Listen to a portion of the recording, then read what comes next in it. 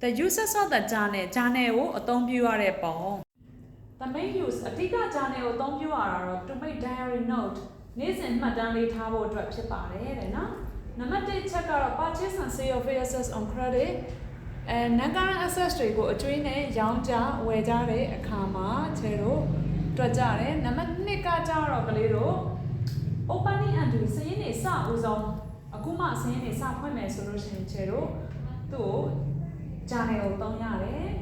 opening a new set of book စရင်းစာကိုအသစ်စဖွင့်တဲ့အခါမှာပေါ့နော်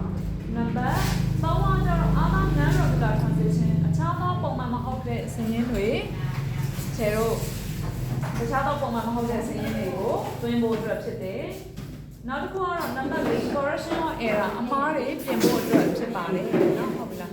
ဆိုရင်ကလေးတွေချောင်းငုံပြီးတစ်ချက်ပြောကြည့်ပေးပါအောင်နံပါတ်1ဘယ်လိုသုံးလဲ non-current assets တွေကိုအကျွေးနဲ့ဝယ်ရခါမှာတော့ဟုတ်တယ် assets non-current assets တွေကိုအကျွေးနဲ့ဝယ်တယ်ရောင်းတဲ့အခါမှာနံပါတ်2ကတော့ opening entry စရင်းပထမအဦးဆုံးစဖွင့်ဖို့အတွက်တချို့ရေဆိုလို့ရှိရင်အလောက်တာလောက်လာတယ်လေကျဲတို့